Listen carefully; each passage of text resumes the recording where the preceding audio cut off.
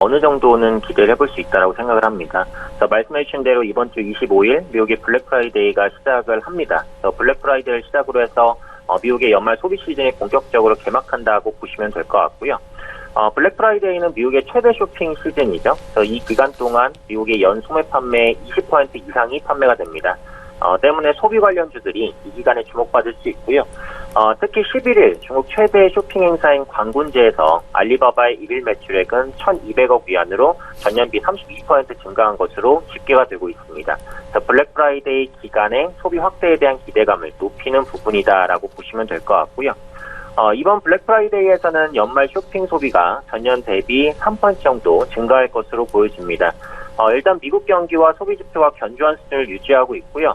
또 부동산 시장도 내년까지는 양호할 것으로 보이기 때문입니다. 미국 대기업은 이미 대대적인 할인 광고를 시작하고 있는 것으로 보여지고 있습니다. 역시 주목해볼 섹터는 앞서 말씀드린 소비 관련주, 블랙 프라이데이 기간에는 의류와 또 가전제품 중심으로 판매가 확대되는 경향이 있습니다. 가장 대중적으로도 사용하는 것들이고 또 할인율이 가장 높기 때문에 이번에도 의류와 가전제품의 판매 확대가 기대됩니다. 이와 함께 주목받을 부분은 모바일 쇼핑이 증가하는 부분이죠. 스마트폰의 보급 확대와 화면의 대형화로 24시간 쇼핑이 가능해지면서 모바일 쇼핑이 큰 폭으로 증가하고 있습니다. 중국의 쇼핑 시즌에서도 모바일 쇼핑의 비중이 전체의 80%에 육박했던 것으로 확인되기 때문에 이번에 미국에서도 모바일 쇼핑이 크게 증가할 것으로 보입니다.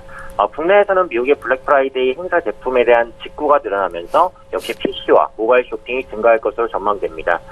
국내 내부적으로도 연말에 한일 행사를 진행했던 부분과 또 실제 한국판 블랙 프라이데이 행사 시 어느 정도의 소비 확대 효과가 나타났었다라는 부분을 생각하면 국내 역시 소비 확대 효과가 제한적이나마 나타날 것으로 기대하고 있습니다.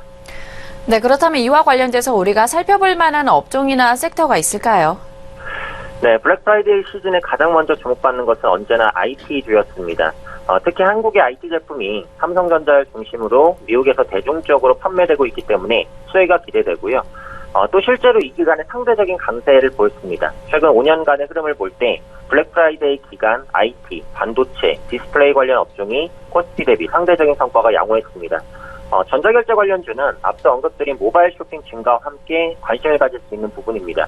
특히 최근 간편결제 시장이 급성장하고 있죠. PC와 모바일 주문이 간단한 비밀번호만으로도 가능해지면서 주문량이 이전보다 늘어나는 추세에 있습니다. 매년 국내 모바일 쇼핑은 두 자릿수 성장을 보이면서 정체된 PC 부분 주문과는 다른 모습을 보이고 있죠.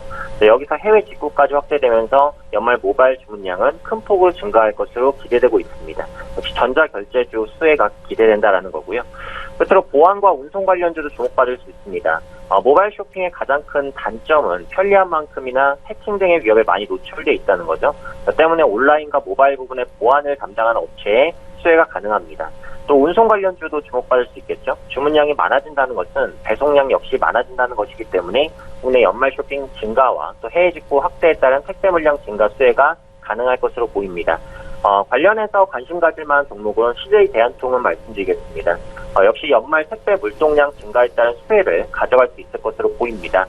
CJ 대한통운은 국내 압도적인 1위 택배 사업자죠. 택배 산업은 기술보다는 규모가 중요한 사업이기 때문에 시장 1위 업체가 배송 단가를 낮추기에도 가장 유리한 구조고요. 또 3분기에 사상 최대 영업이익 달성을 했습니다. 3분기 연결 기준으로 매출액 1조 4,900원, 영업이익 600억을 기록을 했고요. 영유하고 있는 대부분의 사업이 호조를 보이고 있습니다. 해외 물류 사업도 확대되고 있습니다. 해외 물류 업체에 대한 공격적인 M&A 진행 중이죠. 더 이상 내수주에 머무르지 않는 모습이고 작년에 CJ 로킨 인수에 이어서 올해 중국의 스피렉스, 또 말레이시아의 센츄리 잇따라 인수했습니다.